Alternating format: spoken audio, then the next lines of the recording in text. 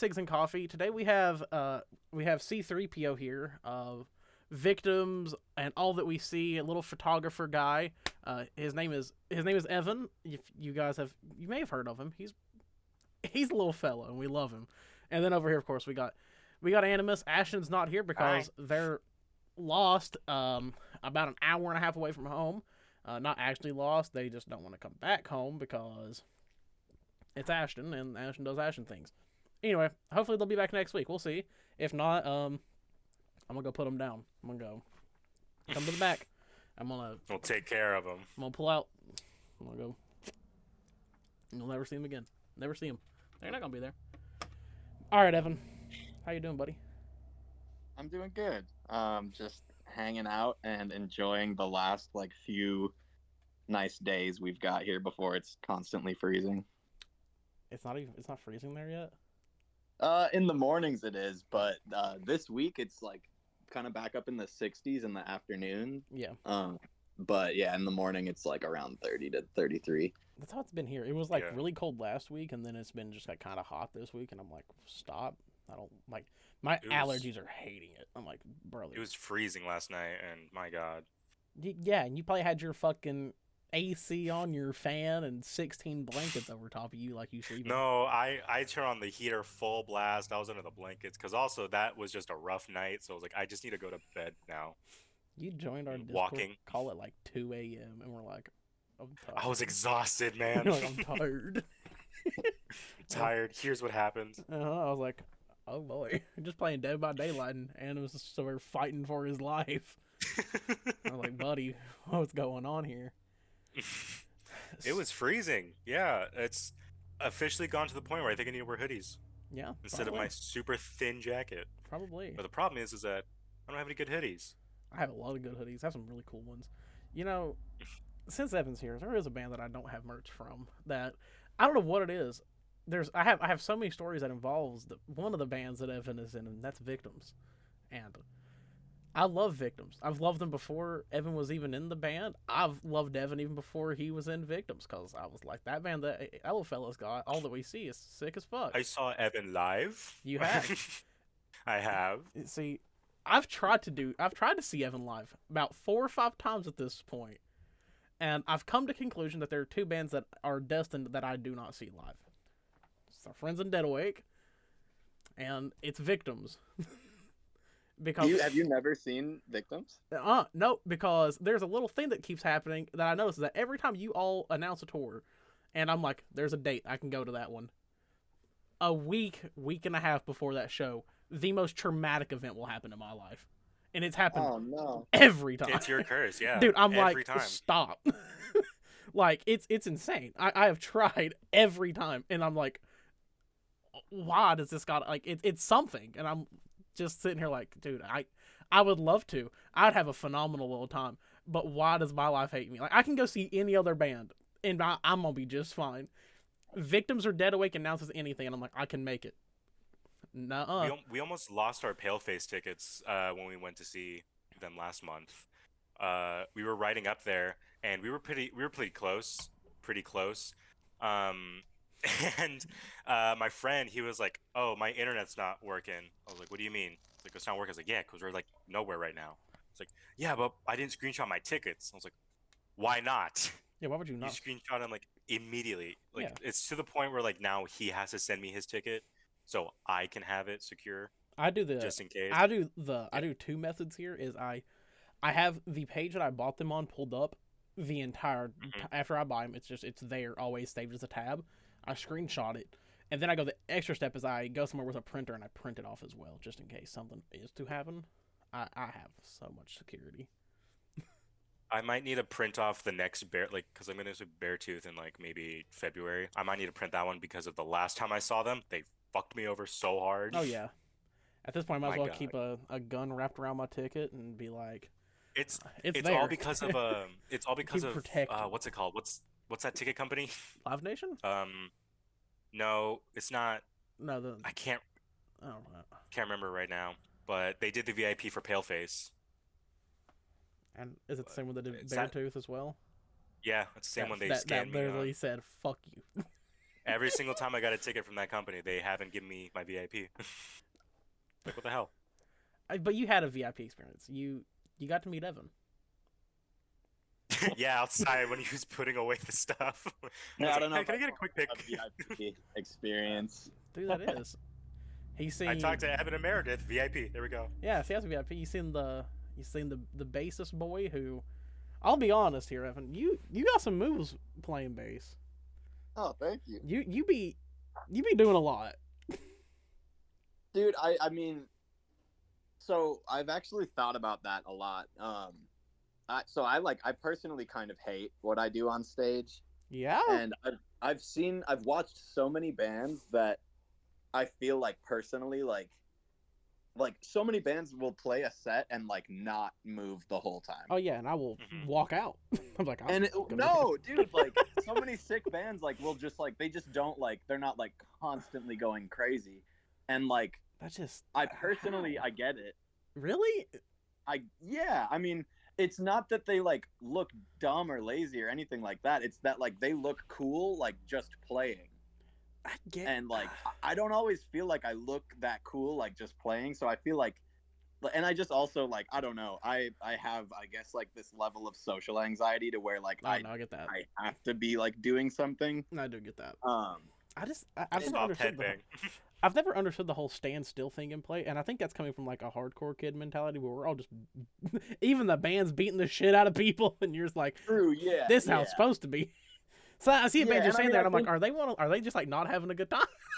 Yeah, well, I mean that's a big part of it too. Is like the music that Victims plays is obviously like more like mosh centralized, I guess. So like when I think about the bands that don't do it, like I don't know if like that's necessarily like their approach or their style, per se either. Like obviously lots of like prog musicians like play extremely complicated stuff, and they'll kind of like there's a level of focus that has to be had there.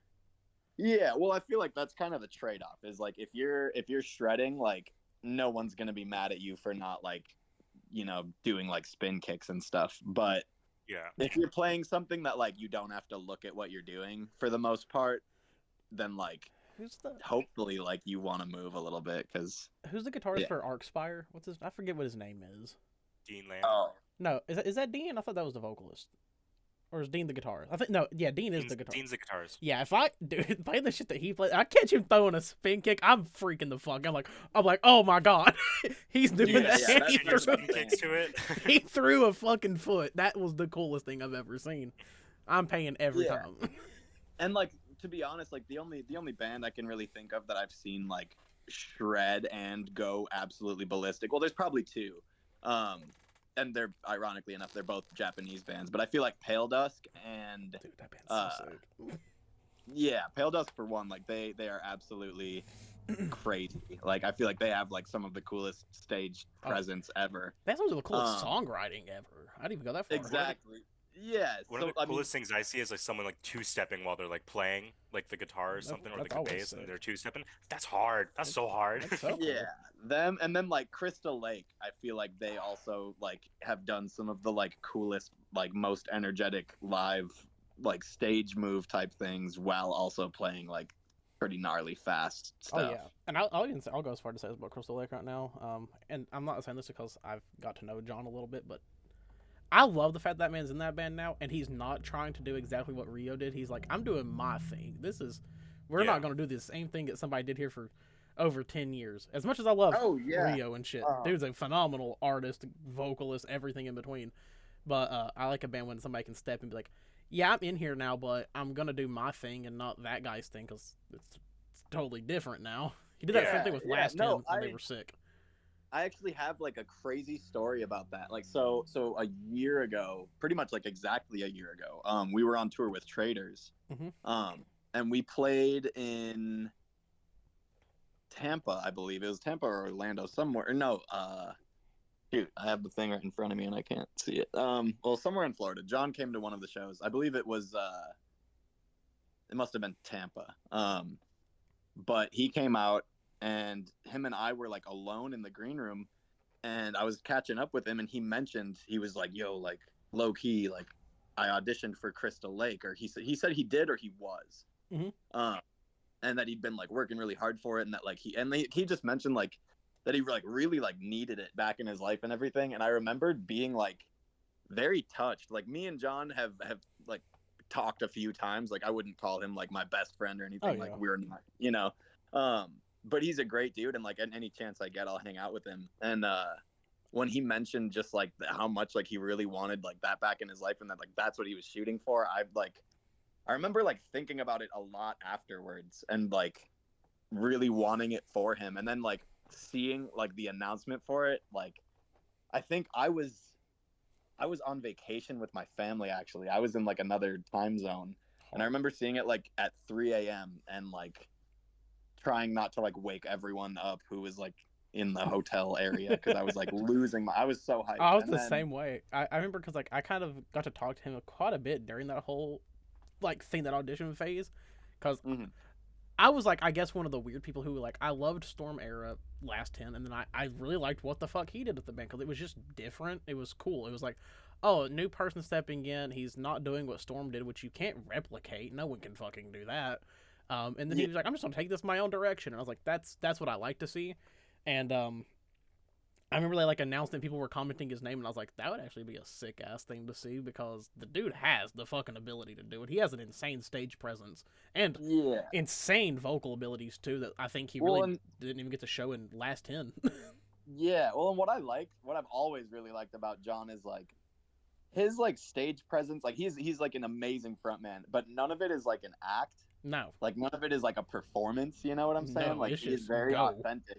Yeah, I mean, and he's been in like so many fucking awesome bands. Like, motherfucker was in My Bitter End. That's like one of the sickest bands ever. That's what I'm saying. Like, he just give it to him, man. He deserves it. He was in fucking My Bitter End, which is just like, you can't overlook that. Even if you don't know the band, just go listen to them. They're awesome. He's goated, yeah. Well, and then like the couple singles that like Crystal Lake has put out with him on them so far is like, that newest one's insane. Yeah, well, I just remember even like the kind of the teaser one. I can't recall the name of it, but the one that's just like, it just starts with that like open note and the super fast kicks. That I just remember like same thing, like same feeling that I got when I saw that he was like in the band. Like the first time I heard it, I was like, "Yup." You're like, this is sick as fuck. Yeah, because I feel like, I mean, like a lot of people, I remember like seeing the comments and all that, and like people being like skeptical about how it'll sound, or like, you know, this or that or whatever, and like, you know how comments Crystal on the Lake internet is never gonna change. I mean, they've had an established sound for so long. You know what to expect from the band, and they deliver it every damn time. They honestly, I will say, they're one of those bands that they don't do the thing to me where it's like progressively they've got kind of like more of too comfortable with their sound. They just they progress, they evolve their sound, and they get better every time. And I'm like, this is why you all are honestly kind of one of the goats of like that style of metalcore, because no one else can do it. Like, I think the only bands that play super technical that I like as much of them are like Ocean's 8 Alaska, and that's about it. Oh yeah, I love them too. Chris Turner is like, I was actually just I listen to like his solo music almost just as much. That fucker is a machine. Like, that fucker's up there with the drummer for Meshuggah. I'm like, what is wrong with you? No one should be able to play like that. Yeah, seriously. I mean, I like definitely admire his dedication and like his being a perfectionist kind of thing. Oh yeah. Because I definitely have the same, like, I wouldn't call it OCD, but like I'm very much like a perfectionist, and I can be like, especially on tour, I can be a little like snippy about like just like the dumbest little things, because like I don't know. I always think of like how his little sample thing is him saying, "I'm not entirely sure I'm happy with this," or something like that. And like, I am very much like that guy in Victims, who like we'll load in and I'll just look at like where the gear is on the floor and be like, like we could have put that like 5 feet that way. You know, I think Victims is a bit of a perfectionist band in their own way. You guys may play structurally, compared to the two bands we were talking about, simple music. Like it's straightforward. Simple music. It is, like, compared to fucking Crystal Lake and Ocean's 8 Alaska, you're like, oh, this isn't overly technical. It's very like it's, you guys pay great homage to the bands that you all were influenced from, like Barrier, Youth Forever, or Villains. It's Villains, not listen. And Sworn In. You all are like we're doing this, but we're doing our own thing on it, which I love. As a massive fan of all of those bands, the first time, like we like the groove, and like I oh mean, yeah, what I like the most about like, so I mean, like the newer music that's been written like by the kind of the newer lineup. I feel like a lot of it like spans like a lot differently too. Like we have like a lot of unreleased music at the moment, and like a lot of the stuff that we've been able to do like now, like Victims now has like several active writing members, but we all kind of write on our own. Like I know I personally, like I'm like in the same way that I was like kind of saying that like I'm the perfectionist and like the weirdo, like I have a really hard time like writing music like in a room with other people. But I'm also at the same time like I'm super open to like changing things to like pretty much like whatever anybody wants. It's more just that like I like being in control of like doing that. So the way that like I've written a lot with Victims, like I will send a demo of a song, and like Meredith will send like a voice message, and she'll be like, you should do like this with the guitar and like make the noise, and I'll just like do the closest thing that like I think she's talking about and like put it in. And like usually it ends up being like exactly, you know, like we have been like writing really well together like that way, where like I don't know, it's kind of crazy. Like she literally will send like voice messages of her being like kind of like voicing out like what she thinks like would be cool at like a part, and then like I will do it, and it like it's, I don't know, it's cool. I really like doing it that way, because like I feel like the way a lot of people like write is like they'll be like, oh, like hand me the guitar and I'll like record it real quick and like spend like a half an hour like setting it up, and then you can hear it. Where she'll just be like, oh, do like a burn, you know? And I'm like, oh, bet, yeah, I can do that. I love a mouth riff. It's just like it's just a like a voice message like, hey, this is really cool, but it would be cooler if it went like yeah, it's a good like little that. mouth riff. I love a mouth riff. Yeah. That's how you know they understand. I'm like, you know. Yeah. When I was working with Dom, when I was first making the Scrutiny song and Drain, he was like, oh, what would, like, it would be cooler for like my vocals to come in at this part, but you change this riff to, and he does the same like mouth riff thing to a simpler riff. I was like, yeah, that would be kind of hard, and there's just silence, and then he does like his own little section for vocals. So he's always like, because it used to be I would have the full instrumental done, and then I would just show that to them and like, okay, make vocals. But now he's a lot more involved. Noise. Make vocals. Make noises, but now they're a lot more involved into like the actual musical like instrumental part of it. So now they're like, okay, yeah, I can re-record this or this, based on how well you think you can fit your vocals in it, or like how well it could flow. Yeah, who else is a good vocalist? Our little guy down here at Evan. Evan. This dude's got some pipes. So you do vocals in All That We See.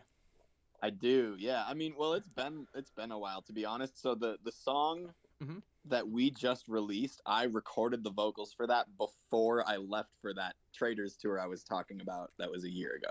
Can we talk about that new single? Oh, because brother, I gotta be honest with you, I'm kind of in love with the fucking thing, and this is somebody who is like very well known of. I don't like most like modern metalcore. It misses me half the time. That song, it hits all the marks, and I'm like, yeah, this is sick as fuck. Like, I have to give all the credit for that to CJ. CJ's our drummer. But for this whole song, they actually wrote like an entire album that is entirely written by them. So like all the guitar, all the bass, all the everything they did on their computer. So like MIDI guitar, program bass, everything like written 100% solely by them. And it's fucking insane. Like it kind of took like some getting used to, because we didn't write May You Find Your Worth, our first EP, we didn't write that way. That one was all like them kind of working together and like recording the guitar parts out, like, you know, kind of more like standard practice. But for this, yeah, CJ, I mean, like a lot of it was written over COVID, I believe. And yeah, CJ wrote all of it on their computer, and it's like one of the most fantastic records I've heard. just based off that first single, I think is fucking insane.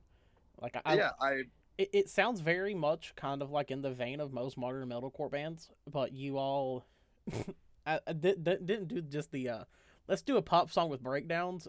It was let's actually make a metalcore track, and it's just like kind of fucking heavy as hell. And I'm like, yeah, that's what I like.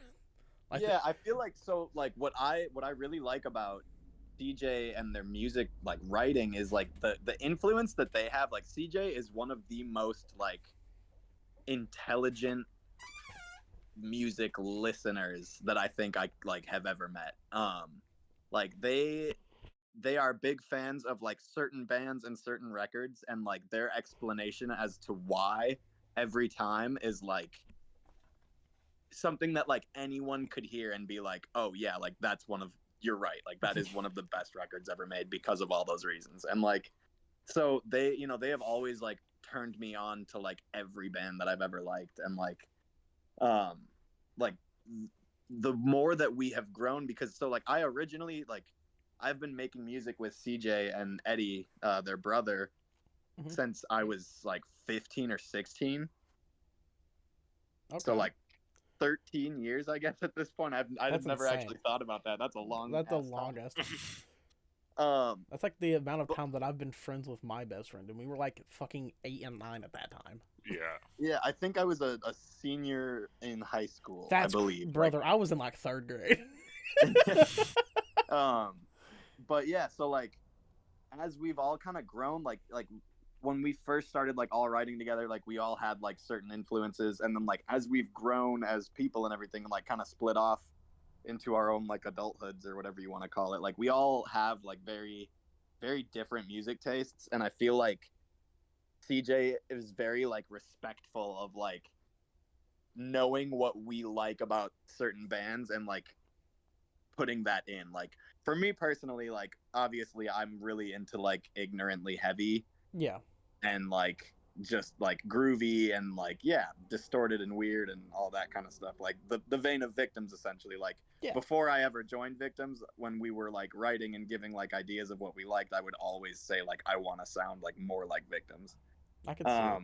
And then fucking your guitarist is in currently one of my favorite bands, which is Soulkeeper, and they just put a fucking phenomenal record this year. I love that Eddie is in Soulkeeper, because like I feel like as a person, like he very much like fits the vibe. And like Scott, their guitarist, is like one of the like sweetest, coolest people ever, and so is Eddie. So yeah, I feel like they were a perfect fit. And I actually I played 2 shows with them doing vocals like way back in the day. So Eddie had gotten asked to play bass for them, and then I don't know if it was at the same time or if he had been with them for a little bit, but he hit me up to fill in because they had parted ways with their original vocalist. And I think they had a couple shows booked already and they needed someone to do them. So yeah, I did that. And then at the time they had already kind of met and known Eric, who is the vocalist who ended up joining. I love his fucking style. I think I don't know if most people would agree with me, but him and John from Victims are kind of like on that same level, like why I like them. It's like they're not overcomplicating everything. It's very simple. It hits hard as fuck, and they both do that so fucking well. I mean something that I like really like about both of them is like I will never hear John or Eric on a song and not know that it's them. Yeah, 100%. You know? I know exactly who it is every time. Yeah, like there's a lot of them. Like this isn't like a slam on any vocalist, because like the shit's hard, obviously, and I feel like it's more so just like what your speaking voice is like directly affects how you'll scream and like what that'll sound like. But yeah, John and Eric, I feel like both just have like extremely like recognizable sounding voices, and like that in and of itself, I feel like is just like great branding for your band, because like people will always know that it's you playing. Oh yeah, 100%. John has been a huge influence on me, like vocally, and Victims I think as a whole has been a fucking huge thing for me, like writing wise. Because I'm like, oh, this is exactly what I like about this style of music, because like in the era that like I got into like a lot of this stuff was like when Sworn In was big with the Death card, and I was like, whatever the fuck that is, this is the perfect melding of everything I love about metalcore and my little new metal side is just like having a good little time. And then Victims like came in and were like, what if we did that but more? Like, what if we really leaned into the new metal side? And I was like, we just like being weird, honestly. I mean, I feel like that's kind of like the biggest thing is like we like weird shit. I don't know. Like, we're all pretty like fairly bizarre people in our own ways. Like, we're all pretty goofy and we're all pretty like I don't even really know how to describe it. You all but, post like, the most like unhinged stories sometimes when you all are touring together. And I'm like, what the fuck is this? I think there was like one story that I replied to from John once. I think you all were going somewhere, and he was like, "What the fuck is a 7-Up cake?" And I was like, "You don't know what that is?" And he was like, "No, is this an actual thing?" And I was like, "Yeah, it's a thing in the South, dog. Like it's fucking banging, brother." I've seen them around. Like, because when I lived in Texas for a bit, they would mention them. Like, what? Dude, you can just make cakes in a soda? It's a bunt cake, but with 7-Up. Oh, it's so fucking good. I didn't know what that was either. It's so fucking good. I was like, wait, is this like a thing that people don't know about? Like, oh yeah. Holy shit. No, I mean, they're killing. I'm a northern boy. Yeah, and I mean, I will say, like, I in the band, I am like probably the worst at touring. Yeah. I'm the crybaby, dude. Yeah, like no. I really, like I said, like as I've gotten older, like I very much am like I just like to sit and like I don't know.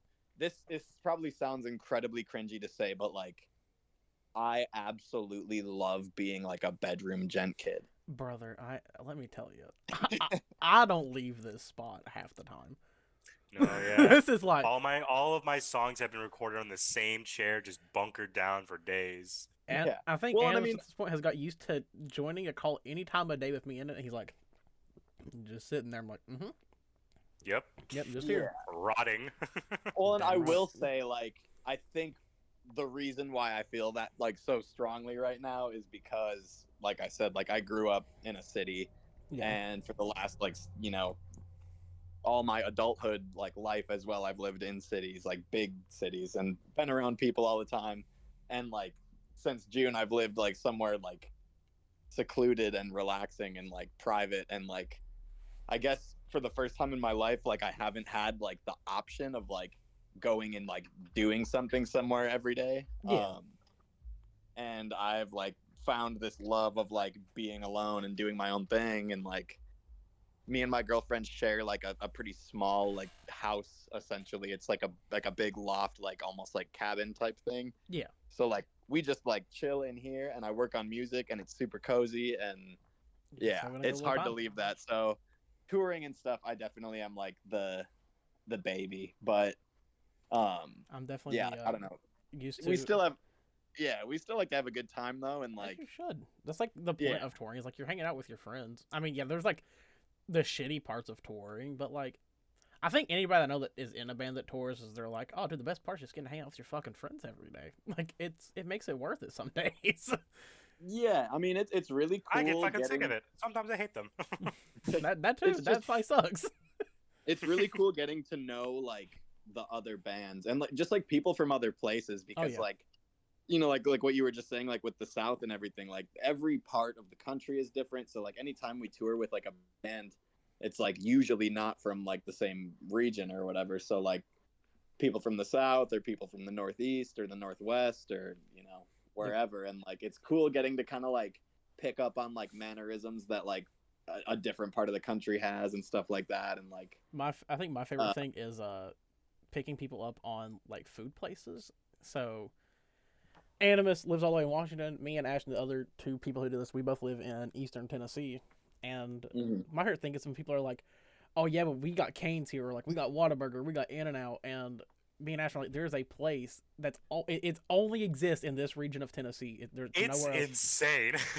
It's called Pals, and it's the best fast food place ever. And everybody's like, what the Pals? It's Pals. Trust me, dog. You wouldn't miss the building to save your life. It's a giant hamburger, hot dog, milkshake, and a fry. That's what the building looks like. It's so bad. He was telling me about it. He was just like, "Oh, it's like the best thing," and like this is what it looks. I was like, "You're fucking pulling my leg." He sends a picture, and it's exactly what I had in my mind. It's a building. It's exactly what you think. It's just a giant like hamburger, drink, burger, and fries. Yeah, like a hot dog. Yeah. It's, okay. And it's. I'm telling you straight up, you get a burger that's probably about the size of a dinner plate for like $5. The best fries you've ever had, and you get our local drink here, which is called Dr. Nuff. It's a soda, and it's the best thing ever. So when I get to meet other people from other like cities and states, I'm like, what is your food thing? Like, what you got there that if I'm taking a trip to wherever the hell you are, what am I gonna want to go eat? Because food connects us all, brother. We may not like the same music.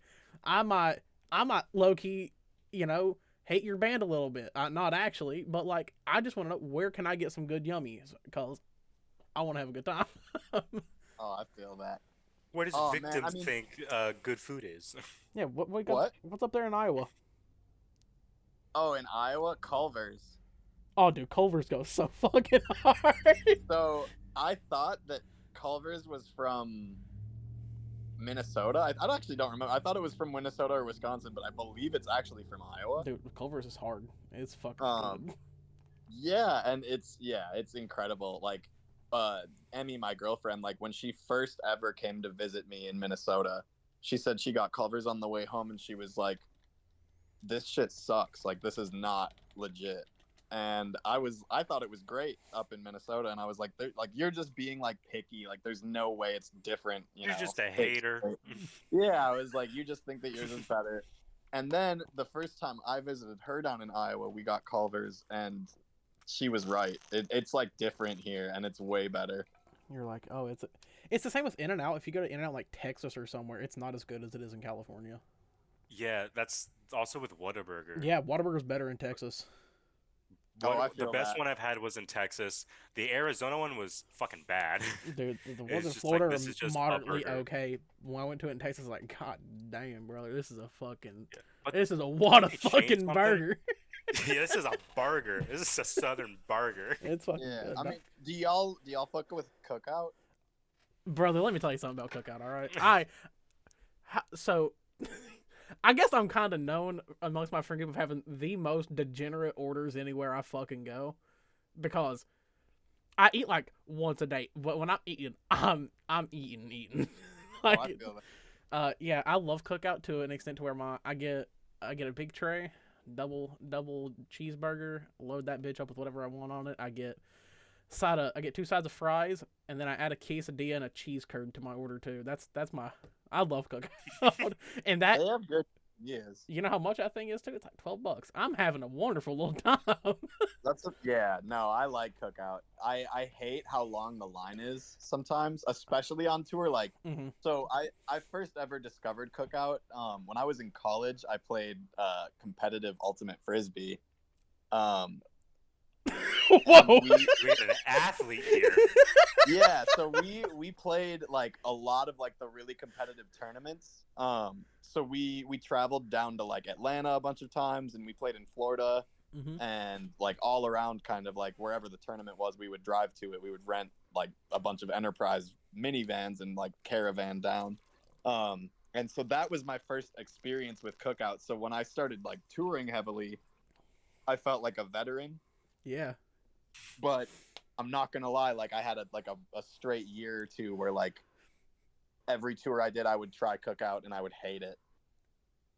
Ooh. And then, ironically enough, it was my first tour like after COVID with Victims. We went to Cookout, and it slapped. It was awesome, and dude, like every time I've been back since, I love it again. Dude, so and my favorite thing about Cookout, it's the most insane thing about Cookout.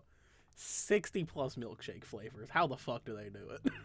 Yeah, well, dude, for me, it's the price. It's the fact that I can get like enough food to actually like feel like I'm full. Especially at like, I could feed a small army with like $20 there.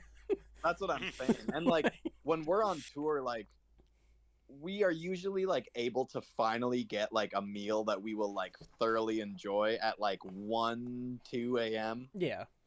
And like nothing hits. Like nothing has made me happy because like normally like you know you go to like the one place that's open, which is usually like Taco Bell or whatever. God, and like do I love Taco Bell.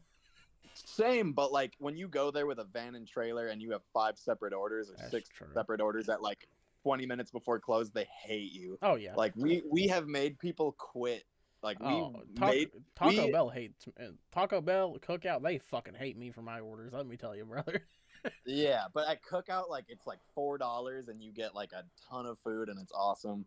But when we were on tour with Veil of Maya and Born of Osiris, we played the Rave in Milwaukee, and at like I don't even remember when we got out of there. Probably like around like midnight, 12:30 or 1 or so, and the only thing open was Taco Bell. And so we drove through, and like as we were waiting in line, this dude like kicks open the kitchen door, like looks directly at our van and like throws his arms up in the air and walks back in.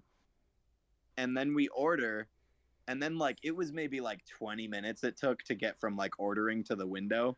And when we get to the window, this poor woman, like she was in like her 40s or 50s. This poor woman is just crying, like tears running down her face. And You're she's just like, torturing them. I mean, no, she's like, I'm sorry, y'all. Like he quit, like he left. And it was the dude who like came out and like threw his arms up at us. Like she said that he left, like he's out, he quit, he's done. And she was like, and I'm not making your food, I'm sorry. And we were like, no, it's all good. Like, fuck that guy. But holy shit, like that. And that's not the only time that like someone quit. Like, I feel bad sometimes. I'm like, dude, we are just like, we are the. Not even us, like we, like as in us, but just like people also, in our situation. Like, they just got like they get paid nothing at that Taco Bell. I get why they quit. I'm like, brother, I understand. Like, damn, I'm hungry. Yeah. So I mean, we on this last tour with Paleface, we were definitely a lot more like prepared for like avoiding that, which was cool. That's good. Well, I mean, the really nice thing, like that tour, we had pretty early load-ins every day. So we always had like a very solid gap to like order food or go get something or like, you know, get something to save for later, you know, any of that. So we luckily only had to do the like late night drive-through thing a couple times, and we had good luck because nobody quit. That's good. Yeah, we didn't make anybody walk out. Damn, but fuck, I love it. Makes me think every time that we're ordering at a drive-thru at like 1 a.m. after a show, it makes me think of that I Think You Should Leave skit where he's at the haunted house. I think you should leave. Where like I want to start the order with like not trying to be funny, not trying to make anybody have the worst day at their job. But there's about to be a lot of listen, I've worked in fast food for my first time, so I get it. 5 separate orders. It's fucking 5 Whoppers and 5 more Whoppers. I love that video. That's it's so good. I think that reminded me of a moment when I worked in fast food because I worked a night shift at a gas station that had an Arby's attached to it. And of course, I was a little Arby's worker, and really had my parents met at Arby's. Dead ass. That's a whole different story. Though. They had the meats, and they had the meats. Yeah. That's awesome. That's wholesome. I wish I would have met my partner at an Arby's. That'd have been pretty awesome. I took a photo in Salt Lake City of this like beautiful Arby's in the mountains, and I sent it to beautiful Arby's. Arby's is fucking majestic. I'll send it to you after this. I'm so excited. It's a really really nice Arby's. I'm gonna edit it wow. Dude, yeah, I think the only thing I got at Arby's was a lamp to the head. What? That's yeah, I dated somebody and they threw a lamp at me. I woke up in the middle of the night to a lamp. Oh, this didn't happen at Arby's? Nope. But I had to work with her for about 2 months after, and that was awkward. And that was at Arby's? Uh-huh. Yeah. That was cool. It was so sick. So every time someone dinged the bell and you both had to be like, thank you, and then you'd like look at each other and be like, oh. No, it was actually more of I would walk into work every day and she would like verbally just say the meanest shit to me, and I would just have to deal with it. It was like wild. And then it really does. So, it's honestly the funniest thing. But working at Arby's is it's a wild experience. It's like an experiment every day. Can you tell me what is the cheddar on the beef and cheddar? It's a giant bag of cheese that they put in this little vat thing, and it stays really hot. It's like 120 degrees. Nice. Okay, It's- whatever that is, dude, I love that. Brother, I'm not gonna lie. Let me tell you a little secret for the menu at Arby's that like weirdly goes hard as shit. Oh shit, insider stuff. Let's go. Get the buffalo chicken sandwich, and just add cheese sauce to it. It goes so hard. Oh, that actually does sound good. But I feel like, okay, I'm like one of those people where I'll go to a restaurant or like a fast food place where like I love something, and it's like there's not a lot of places where I get the exact same thing every time. Yeah. But if I do, and someone tells me about something else that's good there, I'll go in like with the full intention, like of trying. For it example, and not. like I'll go into an Arby's like I'm gonna get that with the cheese sauce, not and get as it. soon as they're like, "What would you like?" I'm like beef and cheddar. Dude. The wildest thing I ever seen at Arby's once, and I'm gonna just put this out there because I think I still think it's the funniest shit ever. Like it's disgusting but hilarious.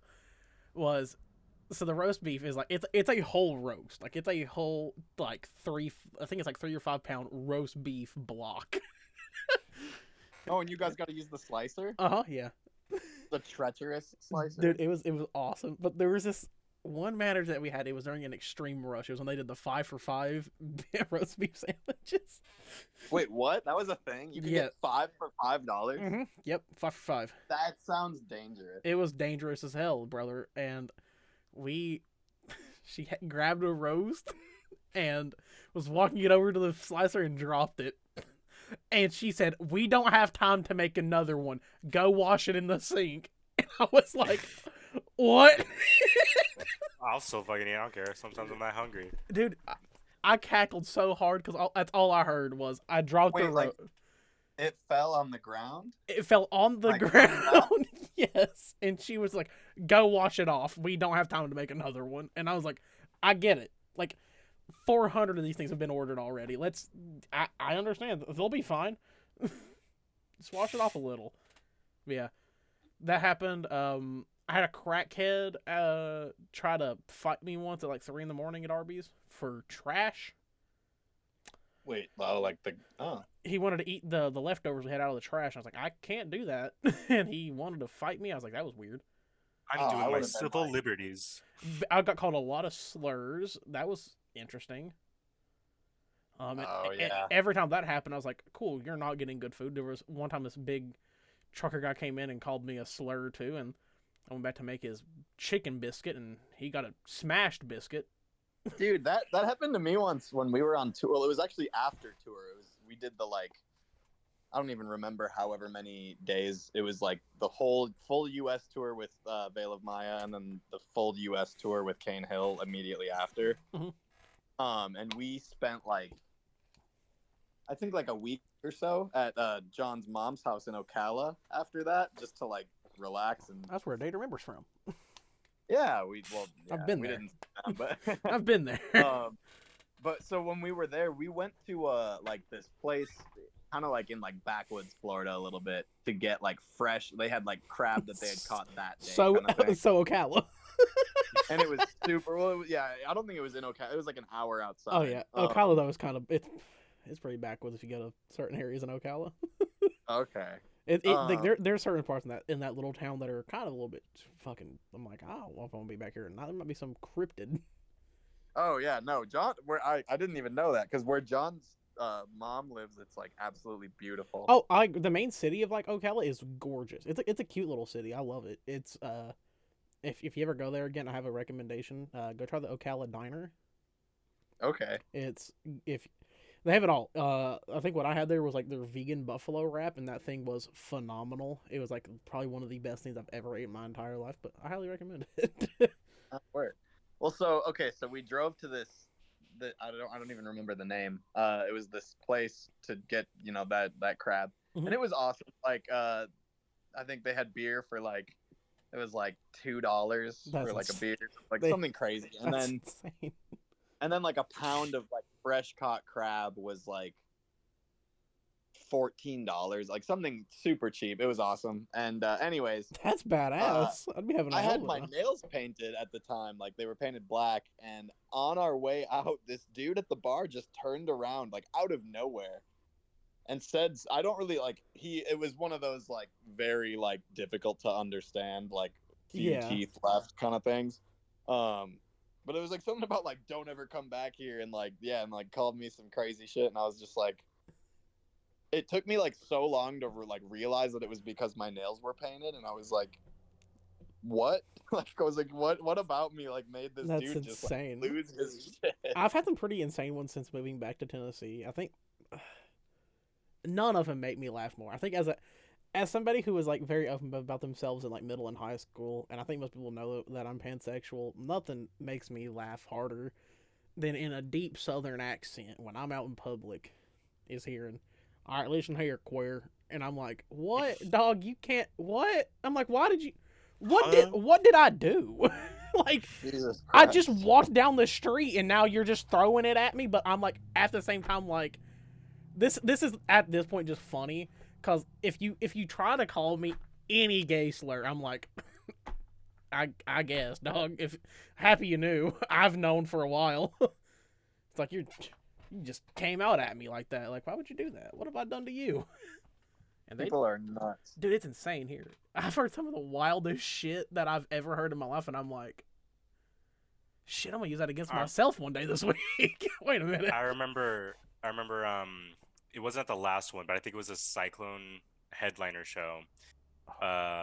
And we all kind of know each other because everyone just goes to those shows. They're super local to us. Mm-hmm. So we all kind of know each other. And then there's some people that I don't recognize. And there's always at least like one fight in the pit. At like those hardcore shows, you always find one. I love a good fight. Yeah, there's always at least one fight. I think there was one at the Paleface show that I went to. That's badass. Did Evan start it? That was just some random guys in there. That show was actually the only night of that tour that I moshed. That's actually the first time I had moshed in 20 years. Oh my god, I don't even know how long. Yeah, like I'm so young, I'm thriving. My body's just every show it's a little bit worse. Yeah. What happened? Didn't you almost lose sight in your right eye recently? Okay. So at that show, it was October 15th, and someone punched me in the face so hard that my glasses broke. So I had to have the Paleface show? Yeah. They punched me in the face. No, it was some guy stage diving. It was I got hit in the face shit out of you so hard. Yeah. Everyone's like, so I had to drive home with my glasses just like hanging on in your Kia Soul. And then 6 days later, I had another show to go to, a local one, and that's when I almost lost sight in my eye because the vocalist of the band Full Choke / Dirt Nap, he grabbed me by the shirt collar and was just and I had to go to the eye doctor the next day. They're like, hey, actually, you're kind of fucked. Like, hey, bro, you may not be able to see tomorrow. And you're like, crazy. Damn, man. Like, that's rough, buddy. I really liked that show, though. That was a good day. It was so fun because it's such a tiny venue. John was getting beat on. Yeah, because I always say that it's like one of the most aggressive venues I've ever been at, but it's also just so small you can't help but just like you're in the action at all times. It's fun. Yeah, it was cool. I had a good time at that show, and I liked there was like a little like balcony area, like the green room that they gave us was like a closet essentially. It was like that's sick. Like it was like 2 feet by 3 feet kind of thing. Like I think I was in there with like Paleface's front of house sound guy Marco and Ron there, the TM, and I think that was it. And it was like full. Mm-hmm. It's such a small venue that below that little balcony thing is where one of the bands had to set their merch up because there's just no room. It's so tiny. And like you were saying about the whole like VIP stuff, I was like, I mean, everyone kind of gets VIP because you're gonna see one of the band members. Oh yeah. Oh yeah, we were all that always happens at smaller shows. That's why I like. I listen. Smaller shows have ruined me. As I'm like, I did that with Dying Wish when I seen them with Counterparts. I was like, oh shit, there's Dying Wish at the merch. I'm just gonna go meet them. Fuck it, why not? Like, why would I not want to go meet this whole band? I remember Zelly was coming up stage and he like scooted right past me. I was like, wait a minute. That's Machine Gun Kelly. It's like, wait, I know that guy. And then that was my favorite. My favorite meme was from the Cursus music video. Everybody kept saying, "Is that Machine Gun Kelly singing for Paleface?" That shit was funny. That shit was good. I think the front heart was from my friend Michael, not the one you know, Animus. The only band that I didn't get a picture was with Paleface. I'm so sad because I took a picture with everybody else. Like at least like the vocals from every band. Did you go stalk? I'm sure they'll come back though.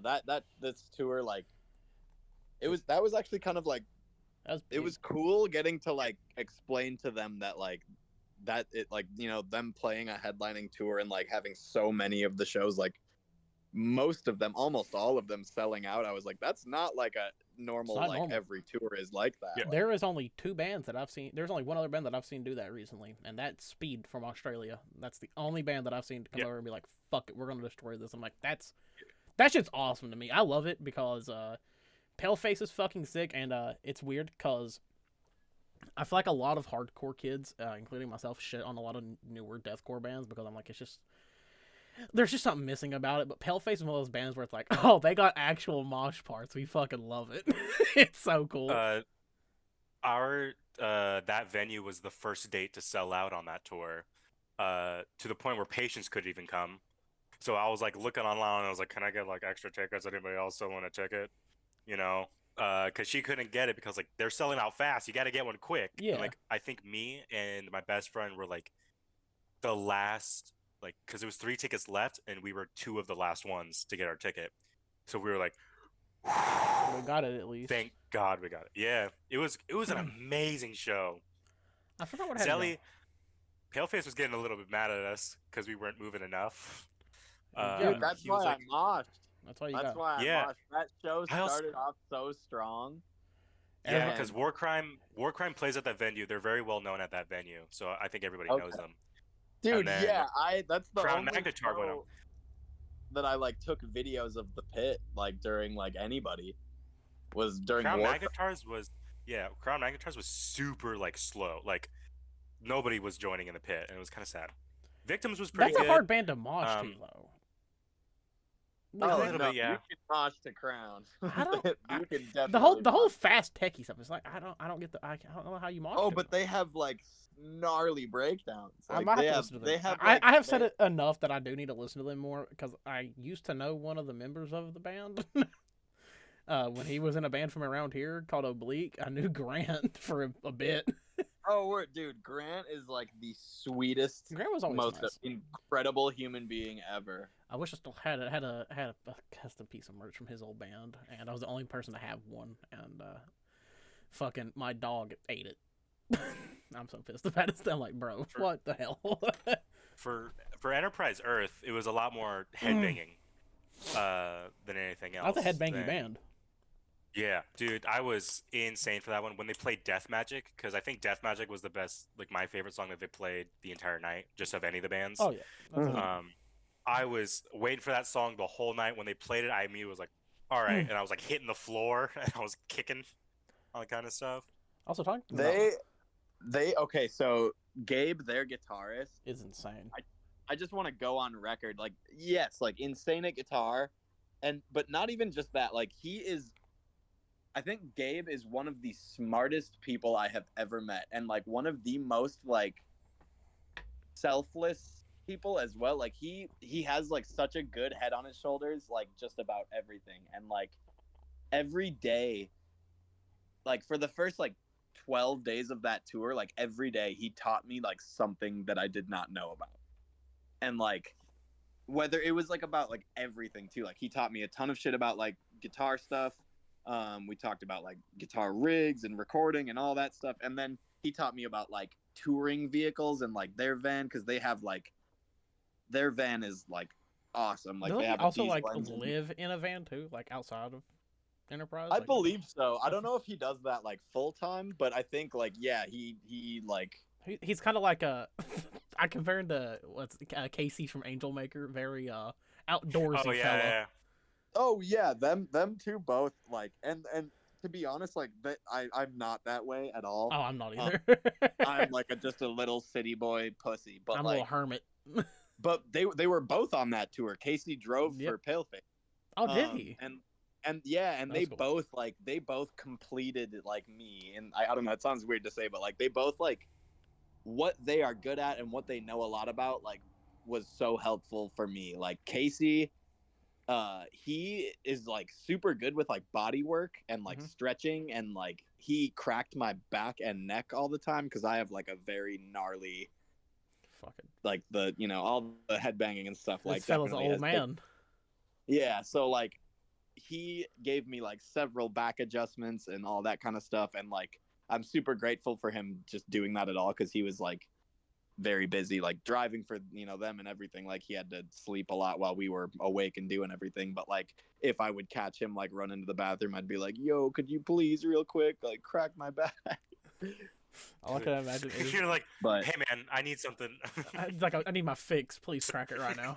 yeah, and dude, oh. and I yeah, he's a fucking saint for doing that shit. And like Gabe as well, they both like just were like great to hang out with, and like the type of people that like, yeah, every time you hang out with them or talk to them, you learn something. And like I don't know, maybe I'm weird for like really enjoying that, but like no, I get it. Every time I talked to them, I was like, holy shit, like I'd never thought about that, or like I didn't know that, or It's unexpected stuff that sticks, so I get it. Doesn't Gabe also wear sandals like all the time? Yeah, he wore those sandals for every show of the tour, and I think pretty much every time I saw him. And like he's working hard for an endorsement from them, and I think he fully deserves it, because I have not seen more like dedication. So I remember, I forgot what song it was. It might have been Psalms of Agony, but I was recording like the vocalist. I forgot his name. Travis. Yeah. It was Travis, and then like I zoomed out and I quickly panned to his foot and zoomed in on the sandal while he was doing like a solo or something. You're like, that's his feet. I was like, I gotta get, like, he's the real star of the show with the fucking sandals on at a deathcore hardcore show. Garrett from Silent Planet be doing that shit too. Yeah. Like whole show just no shoes on. I'm like, what is wrong with you, brother? Oh yeah, Black Tongue too. The entirety of Black Tongue played barefoot. Yep. Every night. Yeah. Yeah, the best piece of merch that I've seen like a band member wear is Squints from Warcrime, the vocalist. He always wears the same shirt to all the shows that I've seen him, because I've seen him about maybe 3 or 4 times. He always has a shirt that says "I will kill you with a hammer." That's kind of hard. I remember that's kind of sick. That's such a hard shirt. It's so cool. Wait, that is from a band. What band is that from? And I don't know, but he also do you know the band Malinois? We did a review of them, Malinois. Yeah, he does guest vocals every time they play live, and for their song Volvagia, which is about swinging a hammer, he always comes on with that shirt and he sings about it. I was like, fuck yeah. That is. Yeah, the I will kill you with a hammer shirt goes so hard. Me and Poopy were talking about it. We're like, we gotta get that shirt next time we see them. I guess if I ever have a band that takes off and does well, I guess I gotta have a fucking.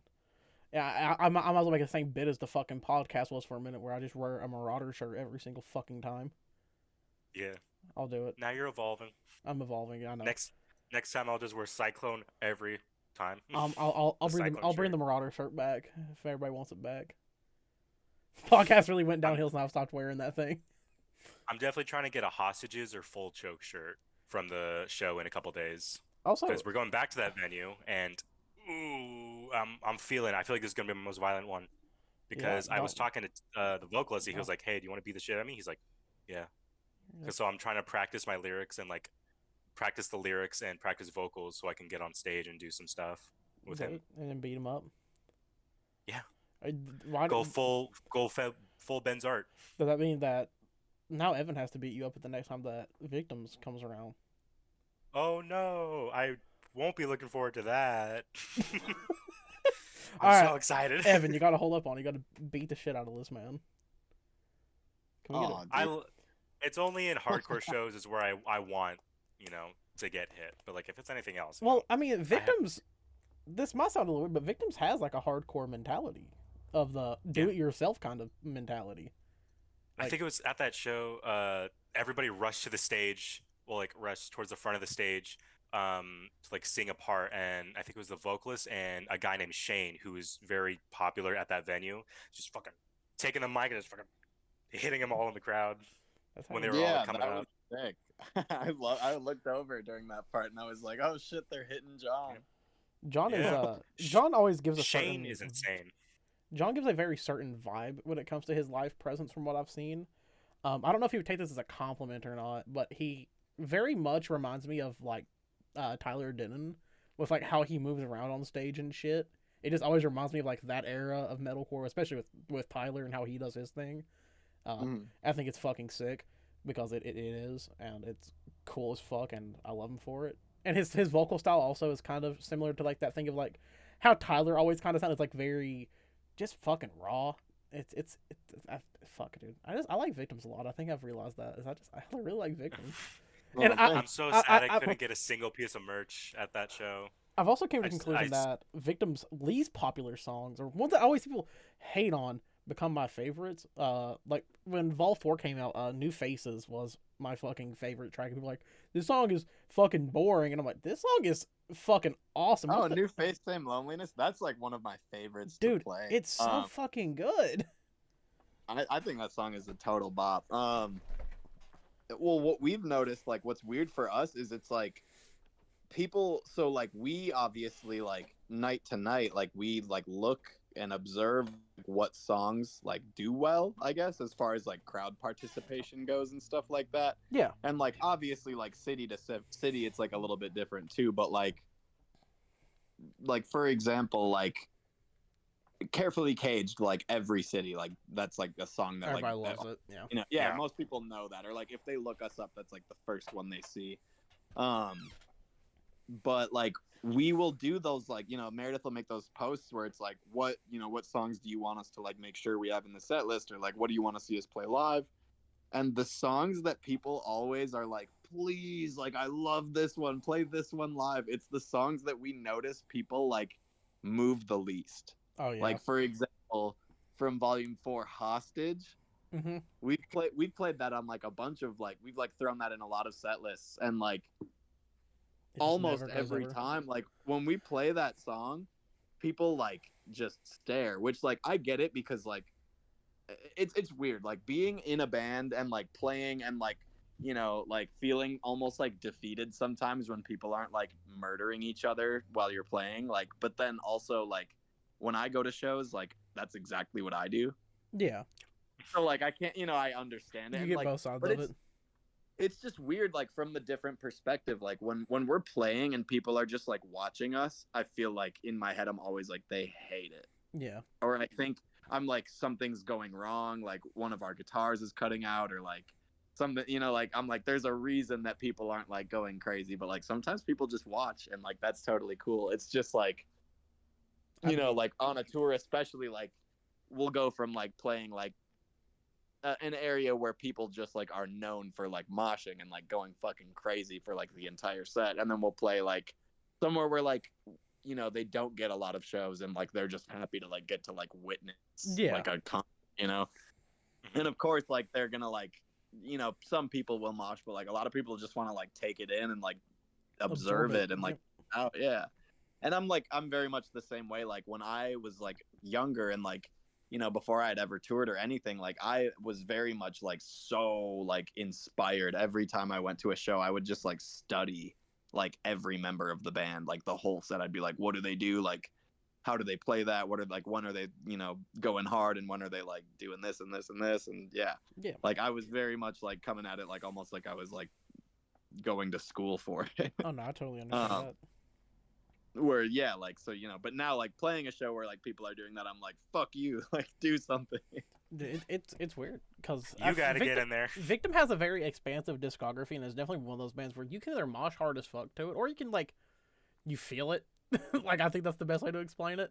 Yeah, like, well, I'm really like, I feel really lucky to like, you know, work with a band and like have like a, you know, a catalog of music where like we could play like touring or just even shows, like, or even just listening like on a playlist. Like I feel like we have songs that would fit, like you said, like a lot of different bills, so to speak. And like I think we would all like love to do like a soft tour. I'd be so down for it if you did like, and play like just like all of our like more like Meredith singing centric kind of songs, like a lot of Volume 5 stuff, obviously, like that, you know, that vibe that she has like one of my favorite voices in like heavier music right now It's just because of how unique she sounds. Like no one sounds like her. It's not like super clean singing either. It's like very raspy and like kind of gravelly to a degree, and I love that shit. And just I like it. I'm like every time like any song that's on that she's singing, I'm like, God damn, like this is becoming one of my favorite songs now, just because it's so fucking unique and no one sounds like her, and it's cool. Yeah. I love that shit. And She then, reminds me of like she's like the metal Billie Eilish. a little bit, I could see it. Especially like with like songs like Stranger and stuff like that. That song always made me think of like if Billie Eilish wrote like a metalcore song, like That's what it it would sound like. Yeah, and I love that about it because like personally, like I am just like an enormous Billie Eilish fan, and like I will say, like I don't even know a lot of her songs. I just think that she's like fucking badass. That's fair. And I was not so, expecting that, but I'm here for it. oh yeah, my cat is named Billy. He's fucking dying. Like, this man's dying. I'm sorry. Yeah, her name is Billy, like Billie, and it's because she has like neon green eyes, and That's I pretty got cool. her when like Billie Eilish's thing was like the neon green.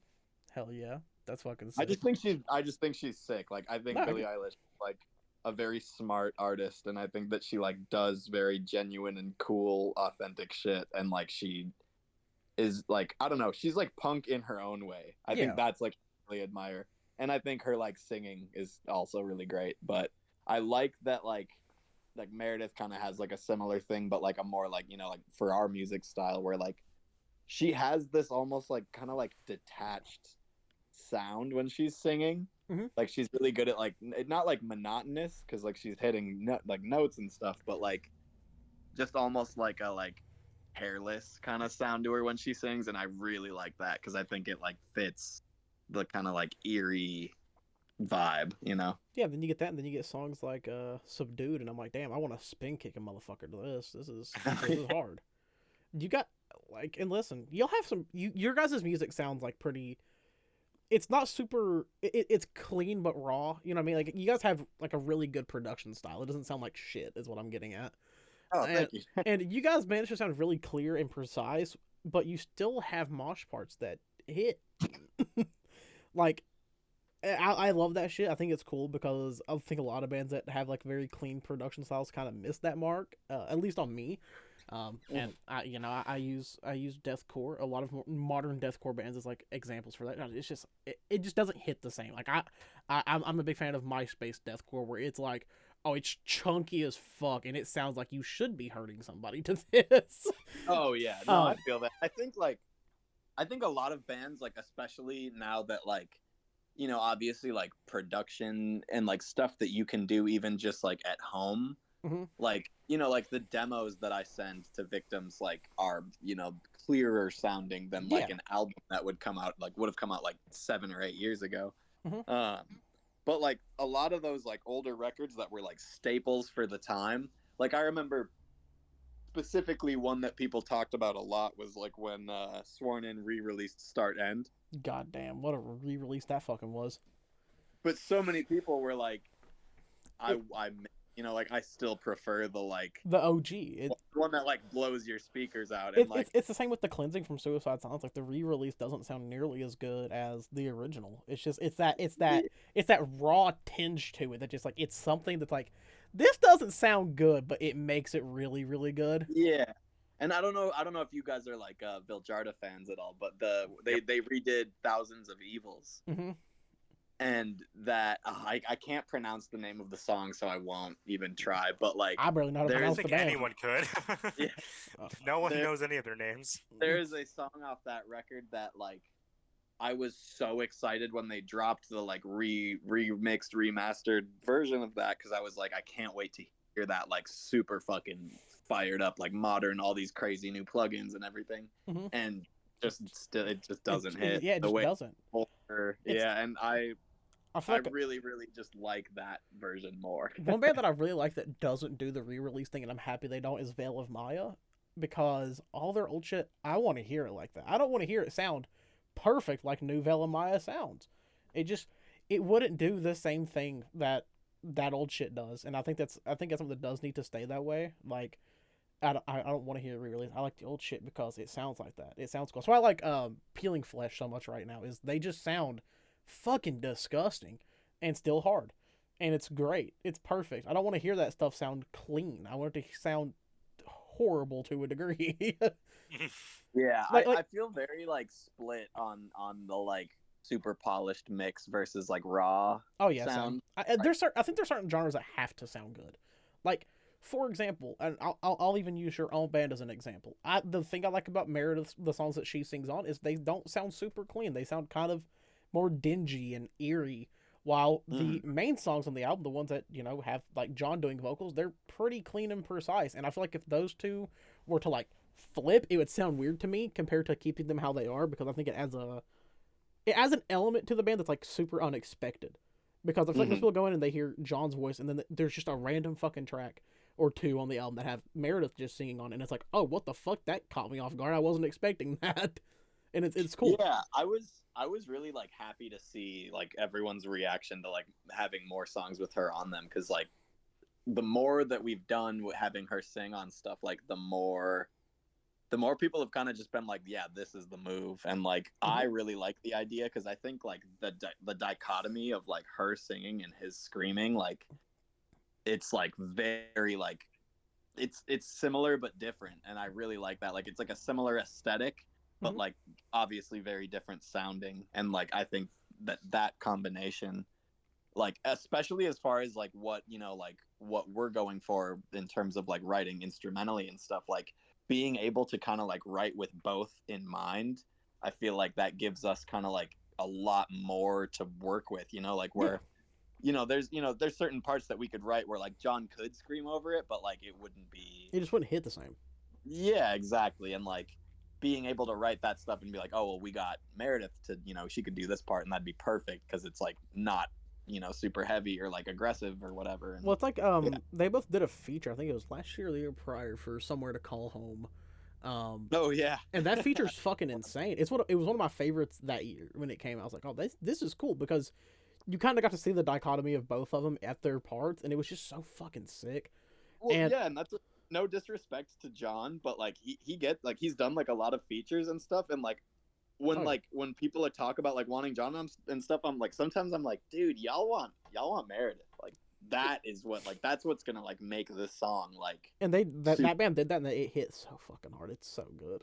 That's what I'm saying. Yeah, I think that's like the way to go. I mean, it's like, and no, again, like no disrespect to John, but like especially with like features and stuff, like I think like I guess I wouldn't call it like a mistake, but like something that a lot of bands do that like I guess I don't totally agree with or understand is like a lot of bands will like kind of like, you know, they'll be influenced by like us or whoever, like, you know, the same way we are with other bands, and then like they'll get John to feature on it, but their vocalist is already like doing a lot of stuff like in that vein. Yeah, like in the style. It's almost like, yo, like yeah, like if you're already like doing that, like you don't need that feature, you know, like yeah, then again, you know, hire John for features, like he's great at what he does. You're already like, doing John. You know what I'm saying though? Yeah, like you know what I'm saying? Yeah. So like, you know, if someone was like doing their very best to like do some like Will Ramos shit and then got a Will Ramos feature, that's like insane. That's wild. Yeah. What is wrong with you? Yeah, like it's, you know, exactly, like it doesn't hit the same. Where like I feel like the cool thing about getting someone to feature on your song, someone who sounds like, different. Yeah, they're bringing something to your song that like is very like definitively them. Oh yeah. So like, you know, if like a band like Paramore had like Will Ramos on a song, like you know, exactly. I'd cackle. I'd cackle. I'm not gonna lie. I'd be like, that's a little funny. Yeah. I'm gonna listen. But like everyone would be like, okay, yeah, like obviously they had Will Ramos do it, because like no one in Paramore is doing that. Yeah, 100%. Or you know, do the Pain of Truth thing and just have a band on every single fucking song of yours that may sound similar to you, but it's just like, damn, that's kind of insane. Yeah. I just feel like, I mean, like a big, you know, guest vocals and all that kind of stuff is like not like it's a creative choice, but like for a lot of things, it's also like a marketing choice. And it's a little bit of both. Yeah, and like you want someone, you know, that's gonna like both bring something to the table that you aren't currently bringing, and like, you know, that obviously helps like set the song apart. And like, I just feel like I feel like Meredith, like I'm sure, and to be honest, like I don't really know, like she could get like vocal feature offers all the time and just say no, like I really don't know, but like Yeah, a lot of the time people will talk to me and they'll be like, "Yeah, like we would love John on a song," I feel and like then they'll like show me a demo, and I'm like, "Yo, like Meredith should be on I this." will say this, and it's something that I think you might agree with on me there. I don't know. I could just be stupid in saying this, but I feel like people view John as like the face of the band, but it's also a weird thing where I kind of look at. I feel like most people who liked Victims prior to you and the other guys joining would be like, no, it's John and Meredith being the face of the band, and I kind of understand that viewpoint because like the two original members that started the band. Oh yeah, it's But 100%. it was. Yeah. I think it's also now become a fact of when I don't know the other new members' names. I'm sorry, I'm terrible with names unless I like really get to fucking know you. But like when you and the other guys joined, it didn't feel unnatural. It was like, oh, why the fuck are these people here? I was like, oh no, like this fits. Like something about this just it seems like it works. Oh and, yeah, and I don't think even with the different lineup, they're very much like John and Meredith are still definitely like the face. 100%. But like I feel like you guys are just like I don't feel like John and Meredith would have put you all in the band if it wasn't meant. Like, you know what I mean? Because like I feel like yeah, they're the face of the band, but you all like clearly have like a clear purpose to be there, and you guys like have brought something to the band that is very different. And I think it's just really fucking cool. Personally, I like the direction you all are going, especially with like the sound you all are going for. The live presence is insane. From the videos that I've seen, it genuinely looks fucking wild, and I'm all in for Thank it. you. Yeah, I definitely like that aspect, and yeah, I mean like it's nice too because like like and I think Blake and Mike would like feel the same. Like we kind of like them being the face and them like being the representative. But you all are like the low key sauce. Like you guys are like low key like, hey, yeah, we're gonna throw something in here, a little wacky, and I'm like, hey yo, I love a fucker that's behind the scenes like watches. Yeah, well, I mean cool. like something that I personally really like is like I can walk from one end of the venue to the other like every night of tour without being stopped, pretty much like without fail. And that's definitely more of a challenge for like John or Meredith. Oh yeah. And like so like unless for some reason something traumatic didn't happen in my life from there, I'm gonna be like, come here. I see the bald head. Get over here. Yeah. The light reflecting, catching my eye. He's like, no, he's found me. We all have like very like definitive roles in the band, and like we all are happy to do like the roles that we have, and I'm glad it works that way because like I am not as good with people as like Meredith and John are, and I would rather be like the nerd and the that is death writing. There's nothing wrong with that. Like you have a thing to be in that band that you were meant to do, and I feel like you do it very well. And like I said, I definitely don't think John or Meredith as musicians, but also just as like professionals would put 2 people in their band or 3 people in their band that just don't belong.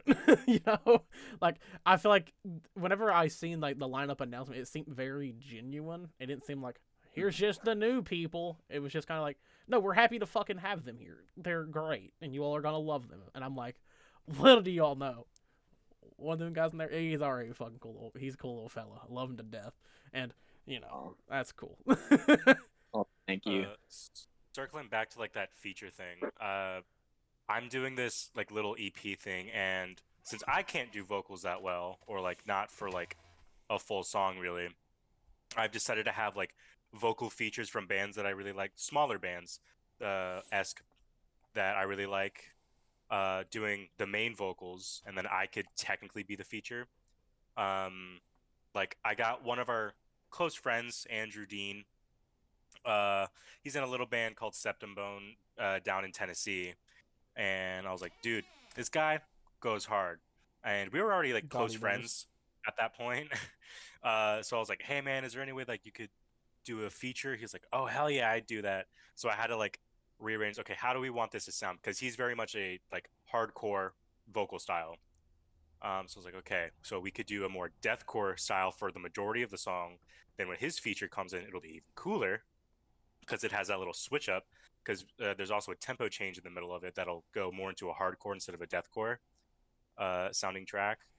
So I was like having a bunch of fun. I was like seeing what kind of guests I could get on and rearranging the song to be like, okay, I'm gonna make it so it fits into their genre, like switch into it when they do their vocal stuff.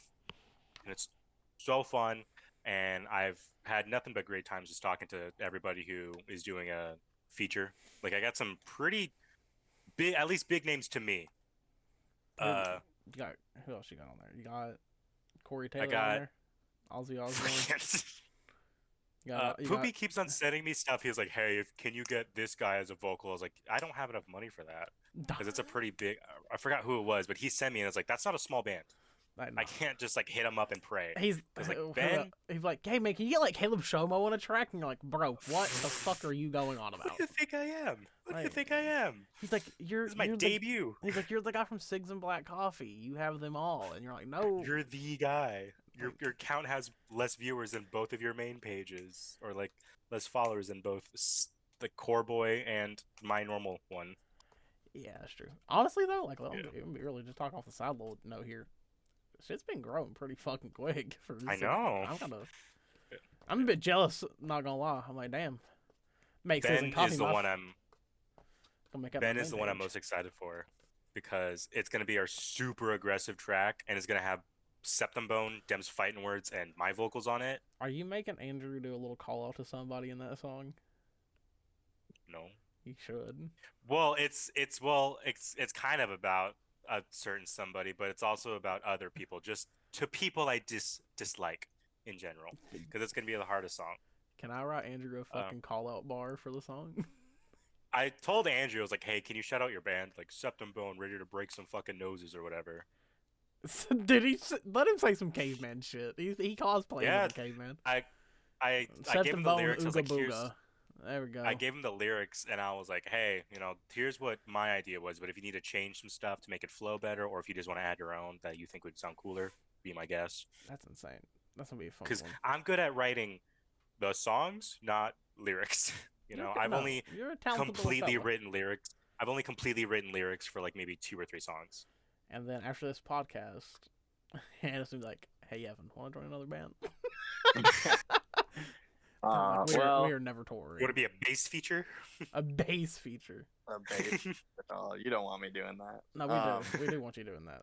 But unfortunately, I do have to run though. It's my cat's dinner time, and she's starting to get eat. I gotta feed a cold dog. At me. I gotta feed a cold dog, so I get it. So what we'll do? Yeah, I still gotta recover. What we're gonna do then, really quick, before you leave, if that's okay. Yeah. So I'll ask you one quick question. Just get one simple answer. What's your favorite food? My favorite food. Oh. Why are you drinking Sunny? I like a good steak. To be honest, that's probably all right. There we go. We'll fucking take it. That's a fucking killer answer, guys. It's been. I would say out of the meats, I would say brisket, but that's fine. I'll take steak. Oh no, I've toured too much to enjoy brisket anymore. That's fair. That seems like a common one. But guys, it's been Cigs and Coffee. We have C3P Evan down here, right here in that little corner, right here in the little bottom spot. We got Animus over here, and there's me. We'll probably see you next week. You never know what you're going to get here. Most likely. Probably going to see us next week. Other than that, guys, we love you all. And, yeah. Bye. Word. Thank you guys, Dad. No problem, my dude. No problem.